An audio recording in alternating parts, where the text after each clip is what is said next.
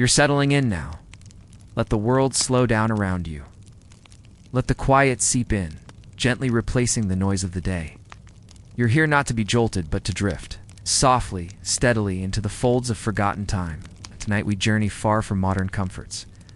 Not to the castle halls or royal courts you may expect, but into the narrow, winding alleyways of a medieval city.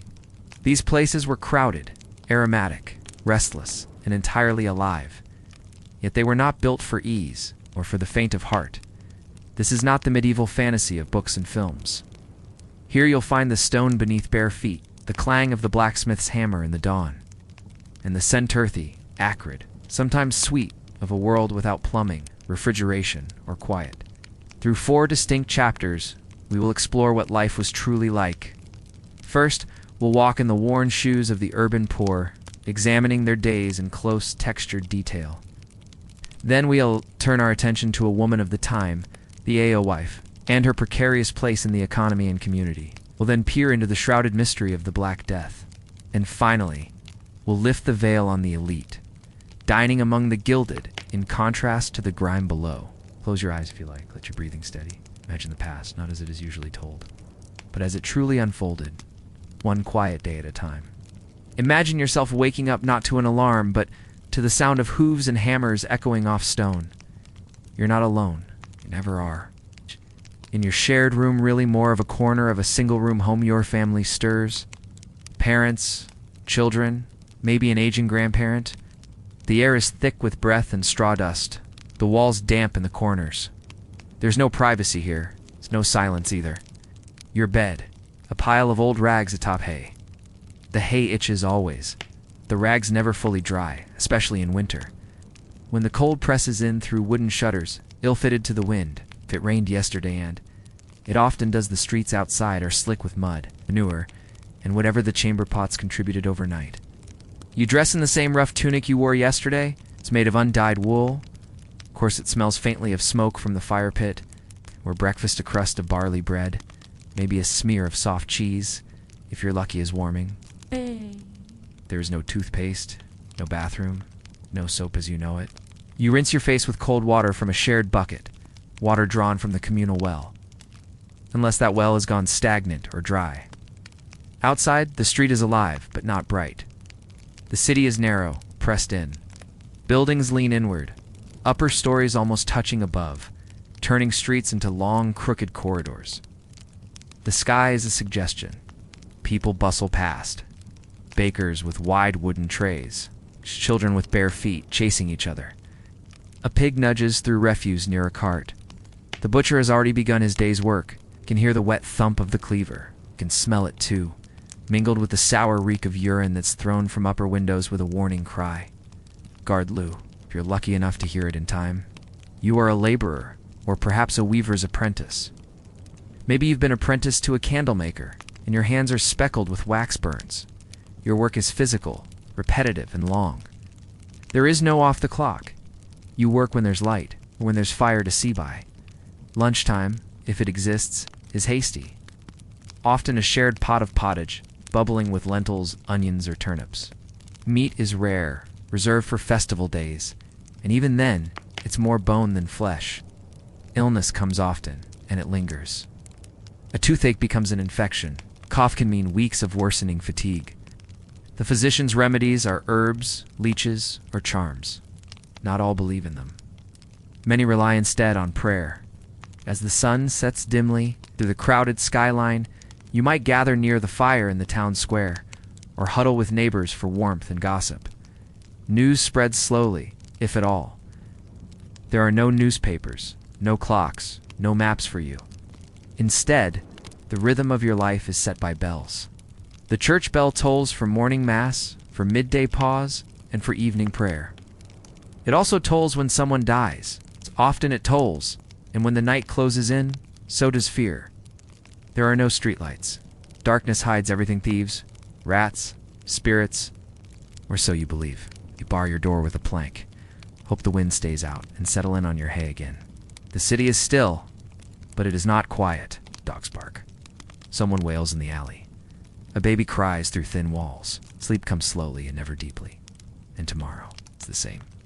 Now, Let us step sideways through time not far, but just enough to change perspective. Imagine for a moment that you are not a laborer or apprentice, but a working woman in the same medieval town. Your name is not remembered by history, few names are, but your work touches many every day. You are known as an alewife. Before tea, before coffee, before filtered water, there was ale. In your world, ale is not a luxury, it is necessity. The water that flows through your city's wells and streams is often murky, contaminated. But ale, brewed and boiled, is safer, so you make it. Day after day, year after year, your workspace is small. The brew hearth is in your kitchen, perhaps shared with family. Every corner smells of malt and smoke. The air is warm, sometimes uncomfortably so, thick with steam when the brewing begins. You work with large wooden tubs, stirring, lifting, measuring, all by instinct and repetition. You know the feel of the grain when it is properly soaked. You know the exact temperature judged by the back of your hand when the mixture is ready to ferment. You begin early. Before the sun crests the church spire, you are grinding barley. Perhaps your daughter helps, turning the stone mill with slow, steady effort. It is back-breaking work. It's but quiet, familiar. You mash, you steep, you boil, you wait. Later, as the mash cools and the yeast begins its unseen work, you tend to other tasks. Feeding children, mending clothes, perhaps visiting the local market for more grain, if you can afford it. Or buying herbs, sometimes hops, but often herbs like Groot, a local mix that gives your ale its distinct taste. Every region is different. Every alewife, too. By mid-afternoon, the brewing is done. You ladle the cloudy brown ale into clay jugs. You set out your aisle stike a wooden sign, simple and worn, outside your door to show passers-by that you are open, and soon they come. Customers range from neighbors to traveling peddlers. Sometimes men linger too long at your bench. Some drink to quench thirst. Some drink to forget aches and debts. Some drink because it is the only warm thing they will taste all day. You must watch them all. Manage them, gently, to stern, and they will take offense, to soft, and they may take more than ale. As a woman handling money and alcohol, your position is precarious. Respected by some, resented by others. Rumors follow alewives like shadows whispers of watered brews, of greed, of witchcraft even. You have heard them before. You ignore them now. In the evening, when the jug is empty and your shoulders ache, you scrape the mash from your pots. You feed it to the pigs. You clean by candlelight. Your nails are dark with grain dust. Your clothes, spotted with beer and ash. Tomorrow, you will do it again.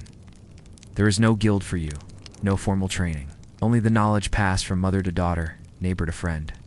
But your ale bitter, warm and strong, keeps the city alive. And though few will remember your name, for many, you are a small comfort in a harsh world. The fire of the hearth dims. The city outside begins to quiet. The rhythm of their lives, like the boil of the brew, rises and settles. Now we move from the familiar pulse of daily life into the darker corridors of history, where the veil of mystery remains thick, even after centuries of inquiry. The Black Death, one of the most devastating events in human history. And yet, despite its enormity, much of its story is clouded in uncertainty. Imagine, for a moment, the city where you now live, bustling and alive one day, and eerily still the next. You've heard the rumors? Whispers among your neighbors? At first it is just a few. Sickly bodies, perhaps feverish, restless. The death toll rises in distant places, the sick turning from pale to purple, gasping for breath as though the very air suffocates them. The town is concerned, but not yet in panic. After all, illness has always come and gone. But this is different. The next day, the news is worse. A cousin in a nearby village has died. Their eyes were swollen and black, skin cold to the touch. And now, 2 more neighbors are bedridden. You can hear their labored breathing through the thin walls of your home, followed by the heavy, muffled steps of someone carrying out a body. Soon, it's everywhere. The church bells toll constantly once, twice, over and over, as the number of deaths climbs. The air feels heavier. There is something in the atmosphere, something invisible and relentless. The city, once full of life, is now a place of silence and fear. This is the Black Death. It arrives in waves. First, there is the fever, sharp and hot, the kind that drips down your back and makes your bones ache. But then there is something worse, a swelling, in your armpits, in your groin, or the neck. You feel it. It starts small, a lump, maybe, unnoticed at first, but soon it grows. It pulses, red, inflamed. It is almost as if the body itself turns against you. Then there is the cough, deep, wet, and impossible to ignore. A dry wheeze turns into something more dangerous, a rattling that seems to echo from within. And with it, a foul smell, a scent of decay that follows in the wake of the ill, clinging to the walls, the air, the very streets. Some say it is the stench of death itself. At first, there is little that can be done. Physicians come with their strange potions, their unproven remedies. They wear masks with long curved beaks filled with herbs and attempt to ward off the miasma they believe is causing the plague. But the remedies do little. The deaths mount. There is no escaping the specter. People turn to prayer. They pray with the desperation of those who know that survival is a game of chance. Churches are packed to the brim. Candles flicker in the hands of weeping widows and children.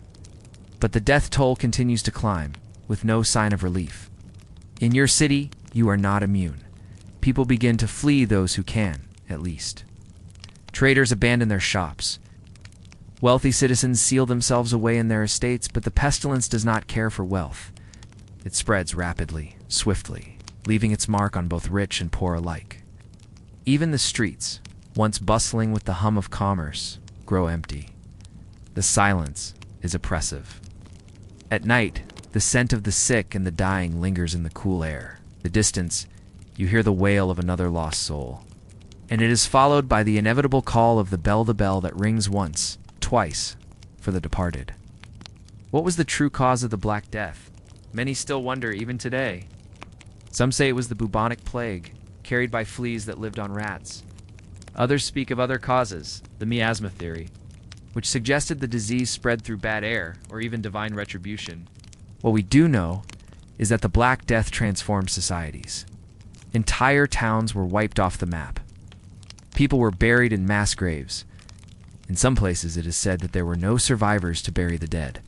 The living simply moved on, leaving behind forgotten cemeteries where the earth swallowed the bodies whole. Even in its aftermath, the Black Death did not leave the world untouched. There were fewer people. The economy would stumble and then slowly begin to grow again. But something in the fabric of society had changed forever. Those who survived often found themselves living in a world that had been altered irrevocably by the pestilence. As the months pass and the fever recedes from your own body, you look around you. The city you once knew is barely the same.